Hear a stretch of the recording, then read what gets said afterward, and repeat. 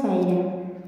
ମୁଁ ଜାଣେ ତୁମେ ସମସ୍ତେ ବହୁତ ସମସ୍ୟା ଦେଇ ଗତି କରୁଛ, ତେଣୁ ମୁଁ ତୁମକୁ କିଛି ପରାମର୍ଶ ଦେବାକୁ ଚାହେଁ। ତୁମେ ତୁମର ଇଚ୍ଛା ଶକ୍ତିକୁ ବହୁତ ମଜବୁତ କର, ଯାହାଦ୍ୱାରା ତୁମ ଜୀବନର ସମସ୍ତ ସମସ୍ୟା ତୁମ ଇଚ୍ଛା ଶକ୍ତି ଆଗରେ ହାର ମାନିବ।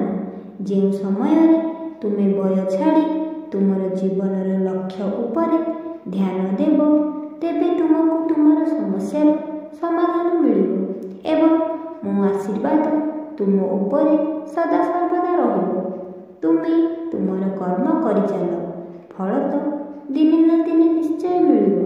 ତୁମେ ସଦାସର୍ବଦା ସତ୍ମାର୍ଗରେ ଚାଲ, ଆଉ ସତ୍କର୍ମ କରିଚାଲ ଏବଂ ନିଜର ଲକ୍ଷ୍ୟ ଉପରେ ଧ୍ୟାନ ଦିଅ।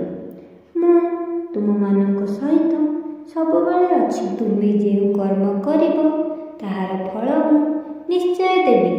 ଓମ୍ ସାଇରାମ।